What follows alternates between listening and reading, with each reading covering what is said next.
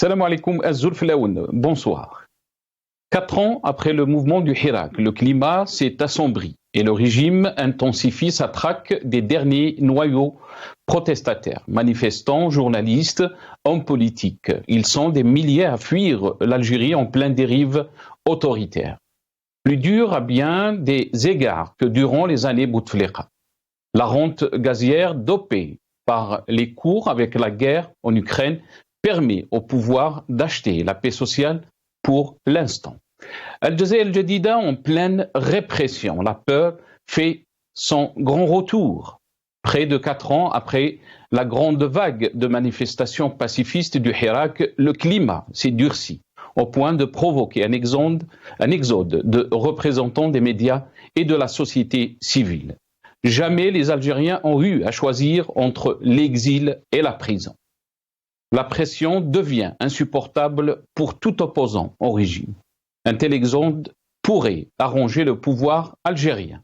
Or, à l'inverse, le régime tente d'endiguer cette vague de départ, de peur que ses opposants, une fois à l'étranger, diffusent largement les informations sur la répression. Le régime n'apprécie guère que la communauté internationale mette son nez dans les droits de l'homme en Algérie, d'où les centaines d'interdictions de sortie du territoire national prononcées par les tribunaux à l'encontre des sympathisants du Hirak. Le tout sécuritaire fait son grand retour. Comment pourrait-il en être autrement alors que des milliers de militants politiques ont été emprisonnés depuis le début du Hirak?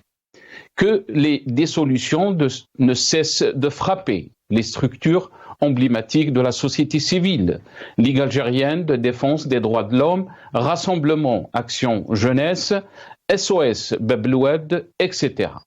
Parallèlement, le champ médiatique n'a cessé de s'appauvrir. La mise sous scellé des locaux de Berber Télévision à Alger et d'Interface Média, regroupant Radio M et le magazine Maghreb Émergent. Et l'arrestation de son journaliste fondateur Ihsan El-Qadi a fait figure de point d'orgue d'une reprise en main allant crescendo depuis 4 ans. Le quotidien Liberté, avec ses caricatures de dilemme, a disparu. Al-Watan végète dans la précarité, même si, officiellement, ses difficultés ne sont que financières. La presse algérienne, dont la vitalité détonnée dans le monde arabe, n'est plus que l'ombre d'elle-même. Il faut se résoudre à l'évidence. L'Algérie a basculé dans une nouvelle ère. Cette nouvelle Algérie, dont le président Abdelmadjid Tebboune a fait son slogan, consacre en fait un grand saut en arrière, avancer à l'arrière, comme on dit chez nous. On était bien plus libre sous l'ère de Bouteflika. Se lamentent les journalistes libres et indépendants. Cruel paradoxe. On peut arrêter une armée en marche, mais on n'arrête pas une idée dont l'heure est venue.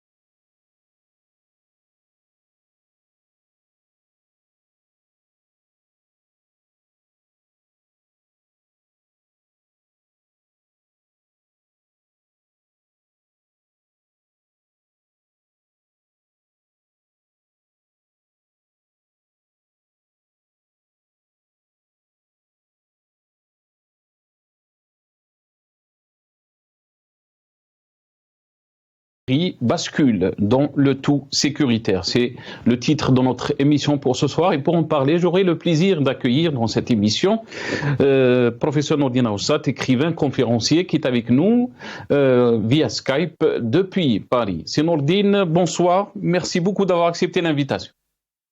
Bonsoir, Nassar, salam alaikum à toi et à tes invités, aux téléspectateurs et téléspectatrices d'El Magharibia. Je ne sais pas, l'image elle est figée, je ne sais pas si tu m'entends. Oui, on vous entend très bien, c'est Nordine. On va essayer de régler ça très rapidement avec nos amis à la régie. On va essayer de régler donc votre image. Mais j'aurai le plaisir aussi d'accueillir dans cette émission Dr Nora Bekouche, médecin, militante politique. Elle est avec nous, toute élégante, avec le drapeau algérien, depuis Paris via Skype. Docteur, bonsoir. Merci beaucoup d'avoir accepté l'invitation. Merci de m'avoir invité. Bonsoir Nassar, bonsoir à Nordine Aoussat et bonsoir à tout le peuple algérien. Merci docteur. On aura aussi d'accueillir dans cette émission après Monsieur Abdou Semmar, journaliste, directeur d'Algérie Part. Il sera avec nous par téléphone depuis la France. On va commencer cette émission avec vous, docteur Nora Bekouche. Merci encore une fois. Marhaba bik. 4 ans après le début du Hirak, cette révolution qui a ébloui bien sûr le monde entier dans son pacifisme, quel constat peut-on faire, surtout ces derniers temps, docteur Nora Bekouche, on a vu une répression, on a vu aussi fermeture des médias qui restaient plus ou moins indépendants. Quel constat, docteur, on peut faire de cette 4 ans après le début du Hirak? Eh ben, c'est la fuite, le constat, c'est la fuite en avant du régime. Et comme votre titre le démontre, le tout sécuritaire, la répression, c'est vrai que là, c'est les 4 ans. Donc, on essaye là de nous approprier notre histoire, et le mois de février est rentré dans l'histoire. Et il y a 4 ans de cela, la révolution pacifique Hirak est toujours, elle continue. Les marches ont été suspendues en Algérie et le retour des marches n'est pas pour l'instant d'actualité de par justement toute cette répression, de par l'instrumentalisation de la justice où le régime pond des lois sur mesure pour criminaliser l'opinion publique, l'opinion politique.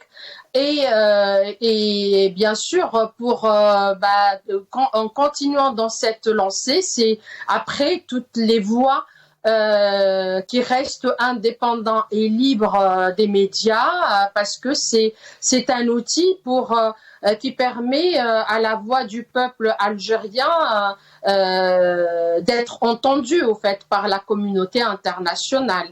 Donc du coup, le régime, il est toujours il a sa feuille de route et il continue ce qu'il a commencé il y a déjà quelques années, depuis que Gaïd Salah a volé, il a confisqué cette révolution, et il y a un coup d'État par le coup d'État des élections du 12-12 en 2019. Donc on est encore dedans, mais le combat continue. Très bien, très bien. Restez avec nous, docteur Nora Bekouche. Espérons avoir avec nous Nordine. Nordine, est-ce que vous m'entendez? Oui, j'entends très bien. Ah, très très bien. Marhaba bik, c'est Nordine. Plaisir de vous avoir dans cette émission aussi. Quel constat peut-on faire de la situation que vit notre pays, Nordine Aoussat, surtout sur le plan de la liberté de la presse, mais aussi la situation politique que vit notre pays 4 ans après le début du Hirak. C'est Nordine? Non, enfin, 2 constantes. Donc, je salue ma compatriote Nora Bekouche, et je dirais que il y a 2 constantes. La première, c'est que le pouvoir ou le régime en place et ce système qui est derrière est incapable de changer, et il ne veut pas changer. Déjà qu'il n'a pas les capacités, il n'a pas la volonté de changer, ça, c'est une constante, on le voit de jour en jour, de semaine en semaine. malgré que la situation, le peuple en sortant par millions dans la rue pour lui réclamer ce changement, le pouvoir, le régime en place, le système qui est derrière, le même système depuis 62, commandé par les galonnés de l'armée, ne veulent pas changer et ils sont incapables de changer. C'est-à-dire, il y a le manque de volonté et il y a un manque aussi d'intelligence, de sagesse et de raison pour changer.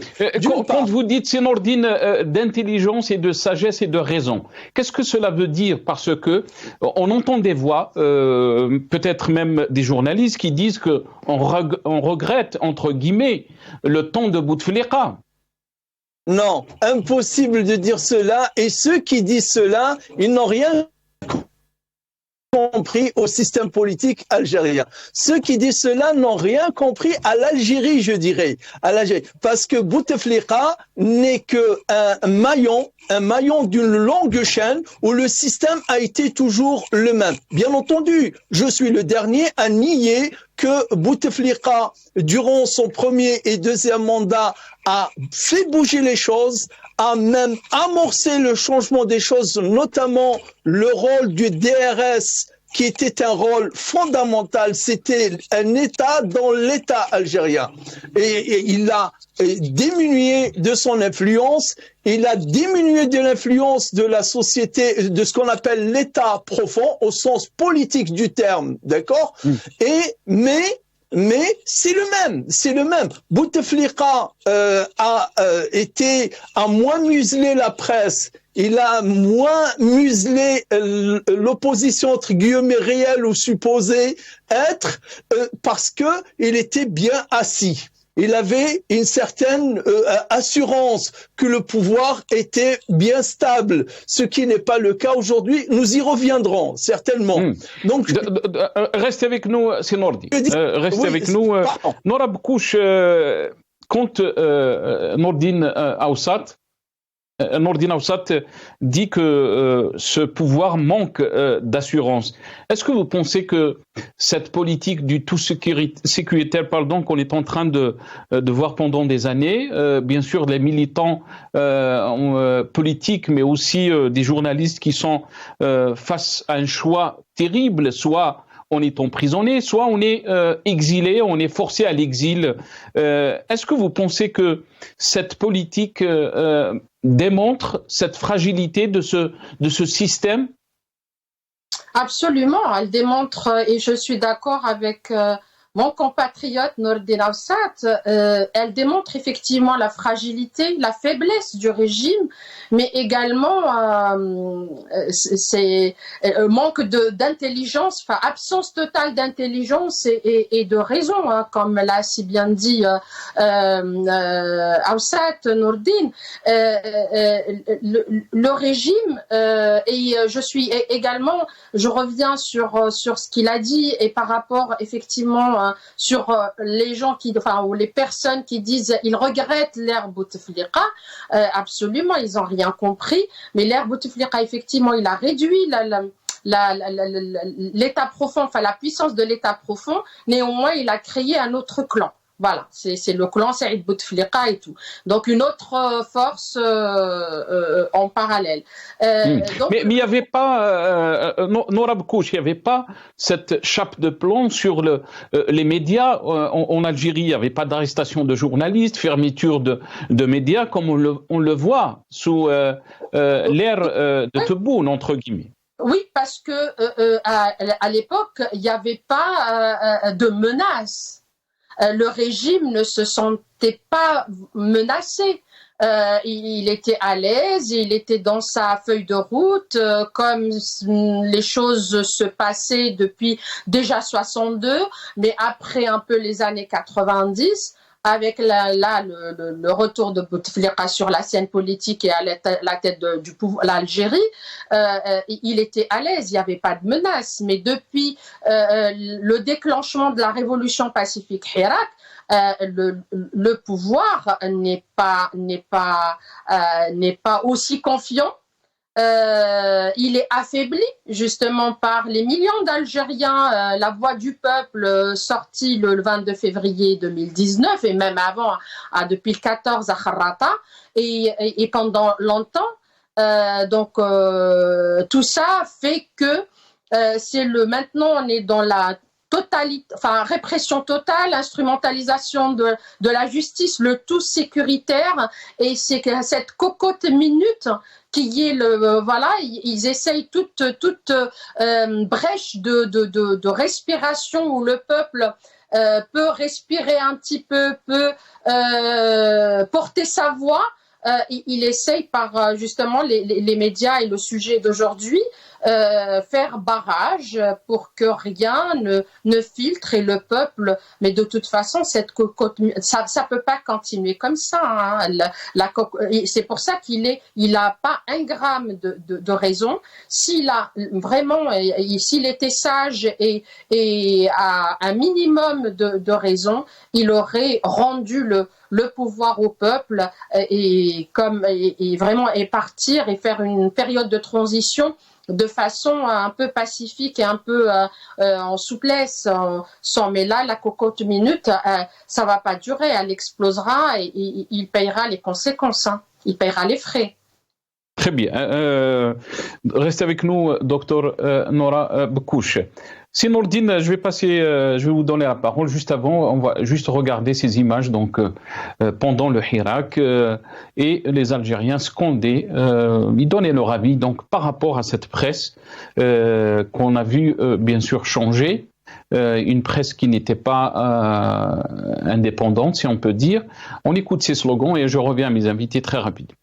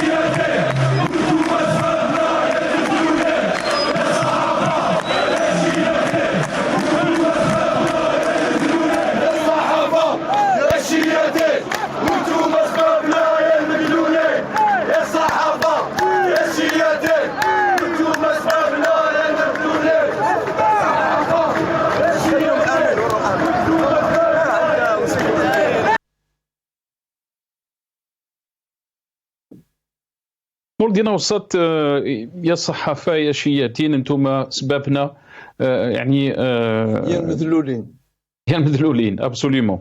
Donc je voulais pas finir ma phrase, mais le peuple algérien était très conscient que cette presse n'était pas bien sûr révélatrice d'un changement ou révélatrice aussi de ce que voulait le peuple algérien.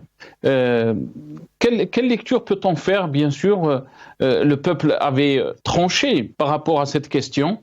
Et qu'est-ce qu'on peut dire par rapport à la presse qu'elle existe maintenant, la presse qu'on voit, qu'elle relie entre guillemets tout ce que le régime dit, mais aussi elle est contre un peu le Hirak. Je m'excuse, Nasser, il y avait une petite coupure de quelques secondes quand tu avais parlé d'une question sur laquelle le peuple a tranché. C'est quoi cette question? Si tu peux répéter la question, s'il te plaît. Le peuple a tranché, pardon, oui, absolument. Sur quelle question? Le peuple a tranché, il avait compris que la presse n'était pas libre. Il a compris aussi que parmi les exigences du Hirak, c'était une presse libre et indépendante. Absolument.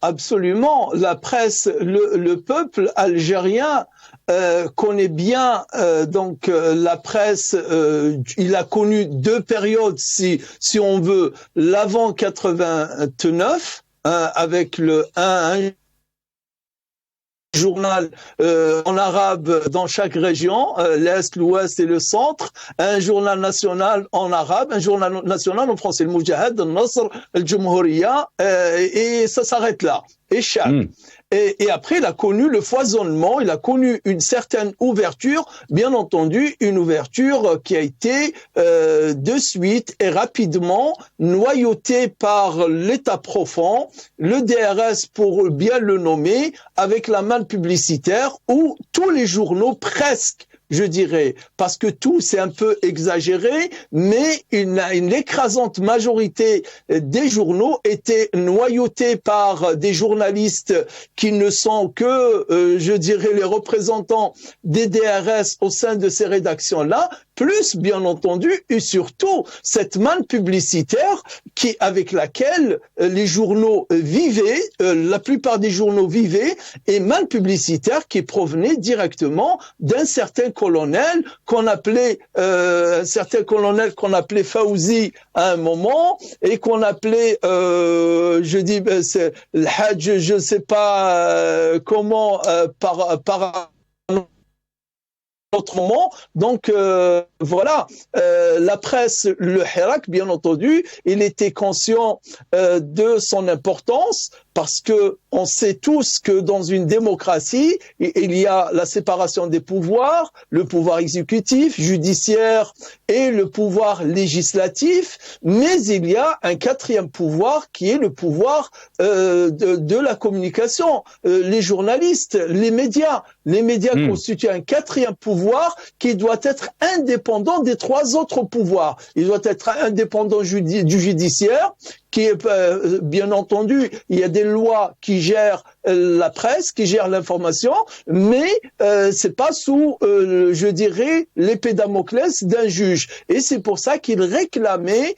une liberté de cette presse, et c'est pour ça aussi, disons-le, n'ayons pas, comment dirais-je, ne soyons pas timides de dire les choses qui sont vraies.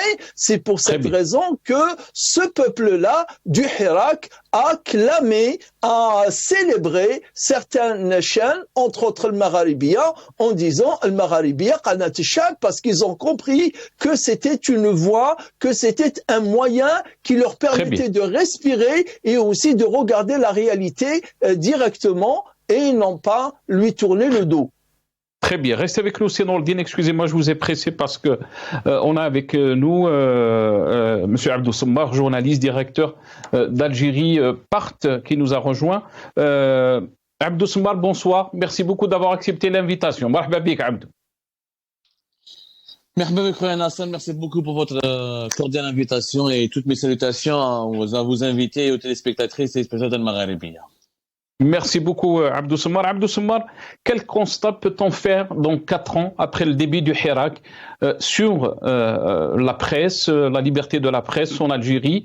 On a vu bien sûr ces derniers jours la mise sous scellé de Radio M, Maghreb émergent, mais aussi l'arrestation et l'emprisonnement de Ihsan Al-Qadi. On apprend aussi la mise sous scellé de Berbère Télévision, ses locaux. Quel est votre constat de la situation, Abdou Sommar? Est-ce qu'on a déjà vécu une situation pareille depuis l'indépendance en Algérie?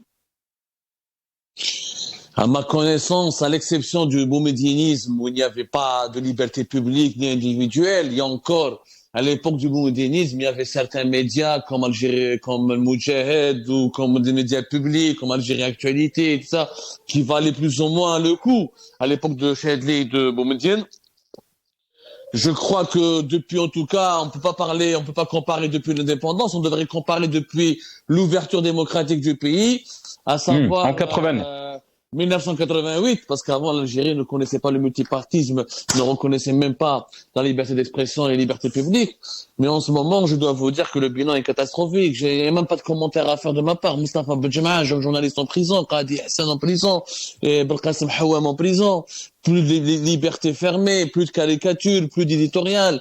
L'Algérie n'a jamais connu depuis 1988 une période aussi sinistre. Même durant la décennie noire, nous avions un seuil de liberté pour la presse, c'est un seuil de liberté publique individuelle plus important. L'Algérie devient aujourd'hui une caserne et une prison à ciel ouvert. C'est malheureux. 4 ans après le Hirak, voilà ce que nous récoltons.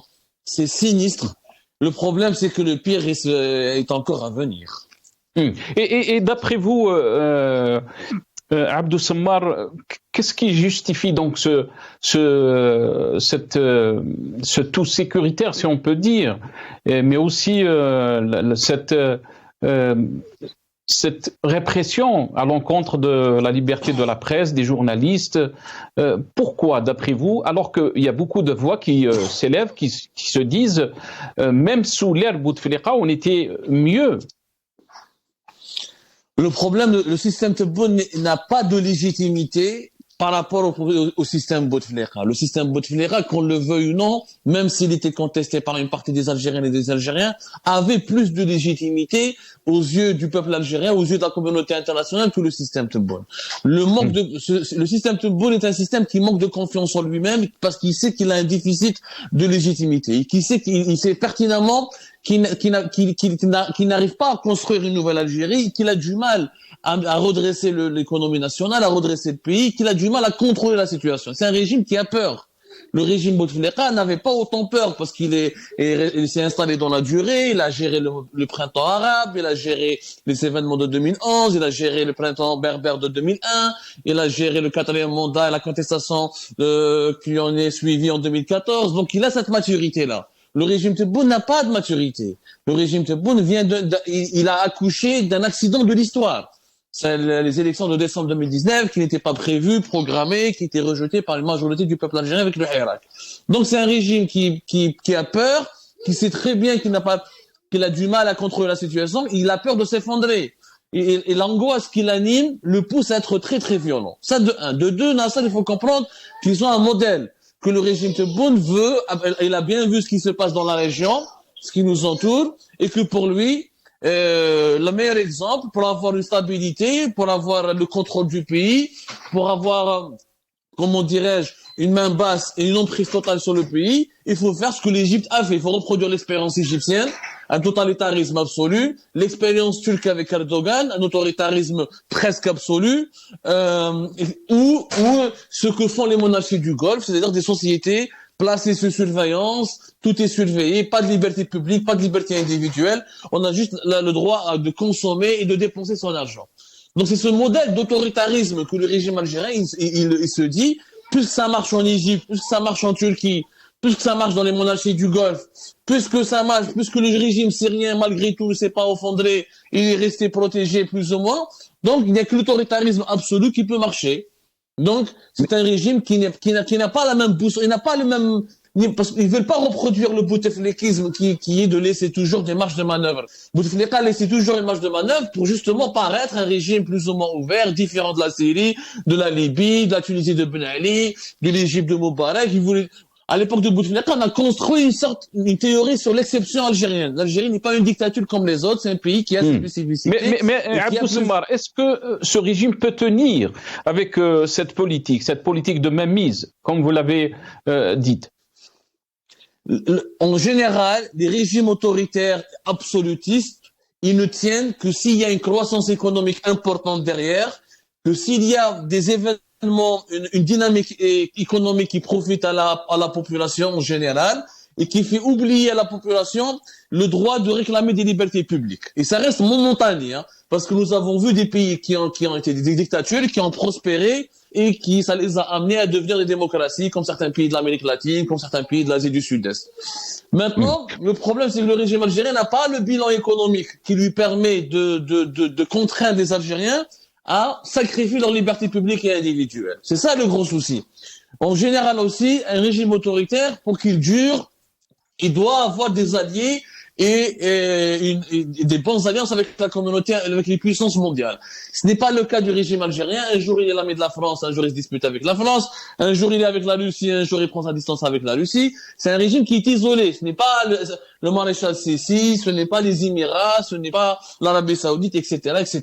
Donc, concrètement parlant, il n'y a aucun élément qui permet de dire que ce régime va durer. Mais après, il y a toujours une inconnue. L'inconnue, c'est que comment réagira le peuple algérien dans les années à venir? nous n'oublions pas qu'il y a la guerre avec l'Ukraine. La guerre de l'Ukraine a inauguré une sorte de troisième guerre mondiale.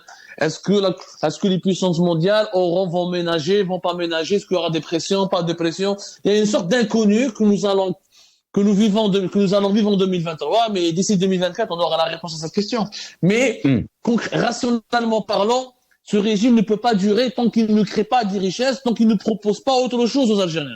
Très bien. On a vu la presse internationale, Abdou Semmar, bien sûr, surtout avec l'affaire de Ihsan al-Khadi, mais aussi l'affaire Amir Abouraoui, parler de l'Algérie, de la dérive, de la dérive autoritaire, sécuritaire, de la répression. Est-ce que cela, est un signe négatif par rapport à ce régime? Qu'est-ce que vous en pensez donc de toute cette presse internationale qui commence à parler de l'Algérie négativement, dans le mauvais sens malheureusement? Le régime algérien a la mauvaise presse depuis 2019, depuis la crise politique de 2019, et le régime algérien a la mauvaise presse. Mais en ce moment, vous devez comprendre que pour les dirigeants algériens, en ce moment, la mauvaise presse n'est pas une priorité. La bonne image du pays n'est pas une priorité. Le régime algérien est obsédé en ce moment par le contrôle absolu du pays. Il veut absolument qu'il n'y ait plus de révolte populaire semblable au Hirak. Voilà, il veut absolument avoir le contrôle de la rue. Une fois qu'ils ont eu le contrôle de la rue à partir de fin 2021, début 2022, ils ont lancé des processus de rapprochement avec Paris, avec quelques capitales occidentales, avec Washington, tout en jouant la carte russe, etc. Mais jusqu'à maintenant, la priorité absolue de ce régime, ce système Tebboune, c'est le contrôle de la rue, pour qu'il n'y ait pas un autre printemps démocratique, pas un autre mouvement de contestation populaire. Une fois qu'ils ont cette garantie-là, ils vont essayer maintenant. L'Algérie a le gaz, elle a du pétrole. On a vu avec la guerre en Ukraine, avec l'Italie, la France, tout ça. Il a bien joué le contexte actuel. Il a donné l'impression qu'il était pro-russe. Il y a eu des pressions américaines. Il a cédé aux pressions américaines. Donc, le régime algérien, il a des clés à jouer. Il a des cartes à jouer sur la scène internationale. Mais le problème, c'est que est-ce que la rue algérienne sera contrôlée pour toujours? Tant que la rue elle est sous son contrôle, oui. Les partenaires internationaux vont miser sur lui. Mais si la rue se révolte ou s'il n'y a pas de données qui prouvent qu'il peut contrôler la rue, les partenaires internationaux ne miseront pas sur lui. Le problème actuellement, c'est que du point de vue étranger, c'est que cette répression exagérée, excessive, elle est anormale. Parce que concrètement, pourquoi mettre autant de journalistes en prison? Il n'y a pas de hirak, il n'y a pas de contestation, il n'y a pas il n'y a rien. Il n'y a absolument rien, c'est-à-dire il n'y a pas de menace concrète aujourd'hui. Mais pourquoi? On voit que c'est un régime qui panique. Pourquoi? Parce qu'il y a la crise de 2024, parce qu'il y a la succession de Tebboune qui se pose. Et là, ça fait peur aux partenaires internationaux. Ils disent que ce régime n'est pas sérieux, n'est pas encore stable. N'oublions pas que Tebboune, il a presque 80 ans. Est-ce qu'il pourra faire un deuxième mandat? Qui va lui succéder? Donc c'est toutes ces questions-là qui affaiblissent un petit peu, qui enlèvent ou discréditent le régime algérien sur la place mondiale. Mais revenons sur vous très rapidement, Abdou Semmar. Vous étiez accusé aussi de faire partie d'un gang, entre guillemets. Même dans une vidéo, vous avez été un peu sarcastique, si on peut dire. Vous avez parlé de Pablo Escobar à l'algérienne. Qu'est-ce que cela démontre quand on accuse des journalistes comme vous? Qu'est-ce que cela démontre de ce régime, Abdou Semmar, très rapidement? Ça dénote la folie, c'est une psychose, nous provoquer une psychose parce que justement, on est des gens, on est un média incontrôlable, on n'est pas en Algérie, ils peuvent pas nous mettre en prison, ils ont tout fait pour nous diaboliser, pour nous faire peur, on a continué à travailler. Et tout ce qui est incontrôlable, tout ce qui est libre et qui échappe à leur contrôle devient pour eux une menace existentielle. Donc du coup, ils nous collent toutes les accusations. Moi, je suis cité dans une dizaine d'affaires. J'ai une dizaine de mandats d'arrêt internationaux. Vous vous rendez compte? Une dizaine. C'est pour ça que j'ai fait cette vidéo. Appelez-moi Abdou Escobar. Ça, je suis devenu Abdou Escobar. يعني حطوني dans toutes les affaires. Les tribunaux du pays, عندي des centaines, même des plaintes partout, des accusations de folie. Pourquoi? Parce que on n'est pas contrôlable, parce qu'on continue à travailler, on continue à dénoncer, on continue à déployer. On a des dossiers, on a des faits, on sait ce qui se passe à l'intérieur du régime. Au moment, ils veulent absolument nous faire taire pour justement régler le problème de 2024 uniquement entre eux. Ils ont peur qu'un, pour eux, un média libre va jouer le rôle du trouble-fête. Voilà. Regarde pourquoi Merci. ils ont peur. Abdou Samar, merci beaucoup d'avoir participé à cette émission. Abdou Samar, journaliste, directeur d'Algérie Pas. Merci à vous, Abdou. Je reviens à mes invités. Nora Bekouche, vous avez entendu Abdou Samar, bien sûr. Est-ce que vous êtes d'accord de dire que ce régime est en train de paniquer, mais aussi quelle réponse du peuple algérien? On a vu bien sûr des marches hier à Paris pour dire que le Hirak est toujours là, et ceux qui disent que le Hirak est une idée, le Hirak fikra wal fikra la tamout, est-ce qu'on est vraiment dans cette logique où on est dans une situation où le régime a pu, si on peut dire, faire arrêter les marches, mais aussi faire reculer les exigences du peuple algérien, qui est le changement du système. Justement, je suis pas d'accord pour. Et là, la marche de Paris hier, je pense que elle a démontré, le Hirak n'est pas que les marches. Ceux qui pensent que le Hirak, c'est uniquement les marches qui se tenaient les mardis et les vendredis en Algérie se trompent. Le Hirak, c'est ce que vous avez tout à l'heure, c'est l'éveil populaire. C'était des cours peut-être en politique parce que le régime a tout fait depuis 62 pour apolitiser peut-être, voilà, pour que le peuple algérien, la jeunesse algérienne ne s'y intéresse pas, ne s'investit pas dans la politique, donc dans la vie de tous les jours de son pays, de la société. Donc le Hirak, ce n'est pas uniquement ça. Et le shi'ar, juste puisque l'émission est sur les médias, on parle, là, il y a Sahafat al-Ar, il y a Shiyatin, excusez-moi le terme aussi, mais je reprends Shi'arat le peuple, le Qanawat Zigo.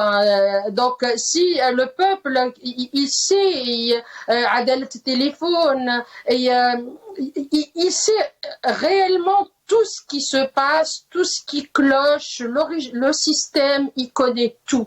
Et là, le Hirak, il est toujours là. Ça explique, certes, il est en panique. Le régime, bon, Tebboune, c'est qu'un pion, hein. Tebboune, c'est pas le régime de Tebboune, mais c'est Tebboune, le pion du régime.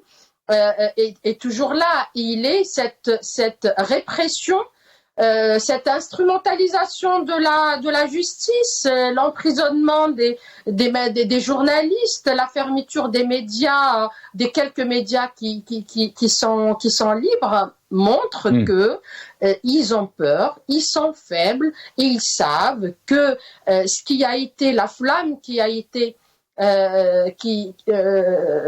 allumée, on va dire, le 22 février 2019, elle est toujours présente. Et la marche hier, 4 ans après de Paris, elle le montre clairement. La communauté algérienne établie à l'étranger, on est peut-être le 1/4 ou le 1/5 du peuple algérien, c'est des Algériens. Et on est déterminé à ne pas à continuer le combat jusqu'à la libération de l'Algérie. Hein. Ce système doit dégager et il dégagera comme le peuple l'a voulu. Nourdine Aoussat, est-ce qu'on peut dire que les préalables donc d'avant 2019, avant donc cette révolution populaire, sont toujours là 4 ans après? Ah, bien entendu, Sénassar, les préalables sont là, c'est-à-dire les facteurs, je pense avoir compris les facteurs qui ont engendré le 22 février 2019. C'est ça, non? Absolument. Ben oui, donc ils sont toujours là. C'est pour cette raison que tout à l'heure, tu l'as pas remarqué, j'avais répondu, j'avais dit qu'il y avait 2 constantes. La première, c'est celle du côté du pouvoir. La deuxième, c'est celle du côté du peuple. Et quand je parle comme ça, c'est pas par populisme qu'il y a un bloc d'un côté et un bloc de l'autre, mais la revendication du 22 février 2019 qui a commencé par, bien entendu, non au 5e mandat de Bouteflika, c'était pour dire par la suite non pour le système. Et c'est pour cette raison que je ne suis pas du tout d'accord avec Abdou Sammar qui vient de parler sur deux points essentiels. Le premier, Albert Camus dit mal nommer les choses, c'est rajouter au malheur du monde. Abdou Sammar passe, et on peut le réécouter, il peut se réécouter lui-même et remarquer qu'il passe allègrement, facilement de système à régime. Système Bouteflika, système Tebboune, régime Bouteflika, régime Tebboune. Ce n'est pas pareil. Le système, c'est un. Il n'y a qu'un seul système. Il y a deux régimes. Le régime, c'est ce que, à un moment donné, sur 10 ans, sur 5 ans, sur 4 ans, les clans qui constituent le système se mettent d'accord sur un équilibre et mettent au pouvoir un régime.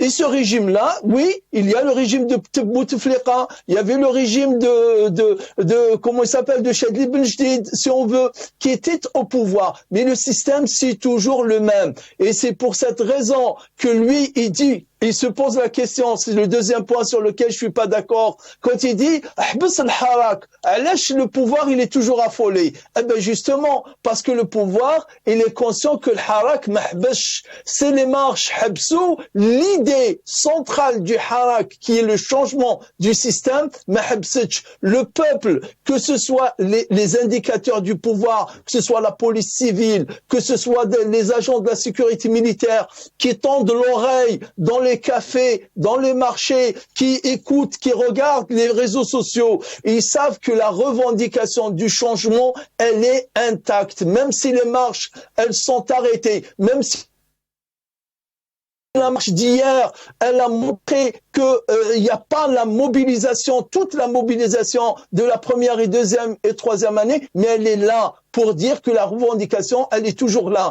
Et une constante, c'est que le peuple, c'est-à-dire la revendication principale du peuple, c'est de changer le système. Et changer le système, c'est de passer d'un système militaire, un système militaro-sécurito-politique à un système démocratique civil où les décideurs, ceux qui prennent les décisions, sont des civils élus par ce peuple, par la voix qui est universelle. Mais aussi, Nordine, quand il dit aussi, Abdou Sammar, que ça dépendra aussi du peuple algérien, par rapport aussi donc à ce Hirak et l'aboutissement de cette révolution. Avant de revenir à vous, on va donner la parole très rapidement à Dr Nora Bekouche. Nora Bekouche, donc il y a, juste pour rappeler, un sit-in à Paris, place Saint-Augustin, Paris 8e. On peut voir l'affiche juste tout de suite, si on peut la voir, voilà. Donc, mercredi le 22 février, à 15h, poursuivre la révolution pacifique Hirak, libérer l'Algérie de la dictature militaire et du néocolonialisme, instaurer un État civil démocratique, garant des libertés fondamentales. Qu'est-ce que vous pouvez nous dire très rapidement, docteur Nora Bekouche? Soyons nombreux au rendez-vous, c'est le 22 février. Voilà, c'est à place Saint-Augustin, pas très loin de l'ambassade d'Algérie. Et c'est dans la continuité du combat, donc le 22 février 2023. Mais par rapport à cette question, Nora Bekouche, il me reste pas beaucoup de temps, qu'est-ce que vous en pensez aussi que Abdou Sammar, quand il dit ça dépendra du peuple, aussi de l'engagement du peuple par rapport donc aux exigences du Hirak et aussi à aboutir à ces demandes.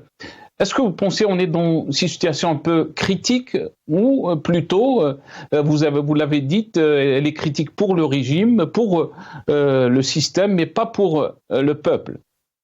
Les revendications, comme l'a dit Azedine Awsat, sont les mêmes et c'est pour ça que le Hirak est toujours d'actualité.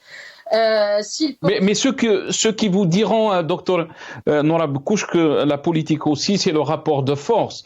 C'est-à-dire, s'il n'y a pas un soulèvement populaire, s'il n'y a pas ces marches qu'on a vues en 2019, en 2020, comment peut-on aboutir à changer de système, à changer de pouvoir, sachant que ce pouvoir ne veut pas changer, ne veut pas partir?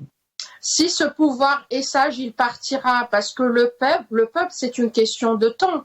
C'est une question de temps. Il se soulèvera. Maintenant, c'est comment et quelles seraient les conséquences. C'est ça. Jusqu'à présent, la révolution, on la veut pacifique. On veut un changement radical du système, mais d'une façon pacifique.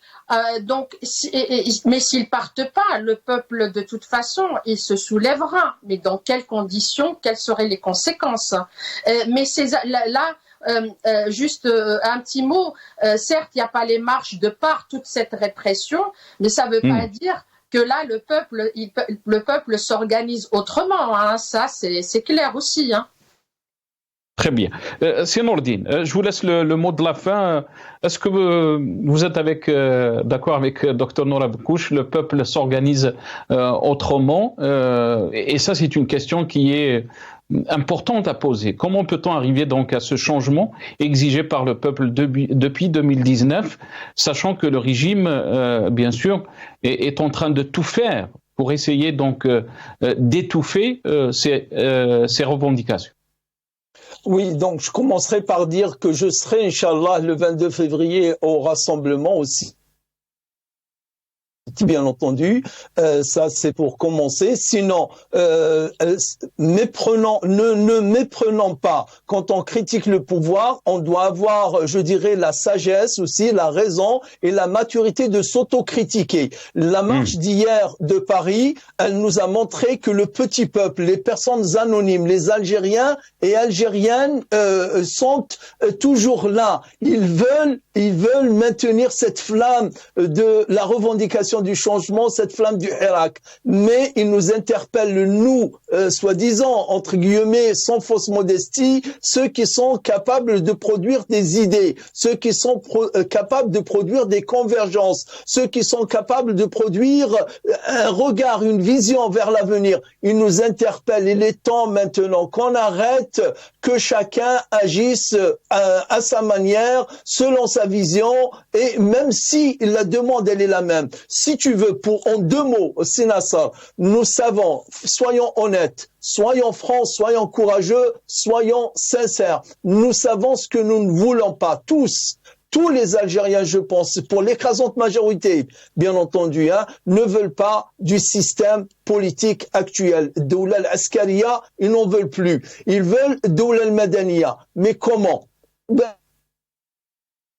Alors soyons courageux, allons les uns vers les autres, discutons, débattons, dégageons 10 au moins grandes lignes sur lesquelles nous serons et nous sommes tous d'accord. Et je pense qu'on est capable de le faire et à ce moment-là, on verra que le pouvoir sentira que le changement est inéluctable.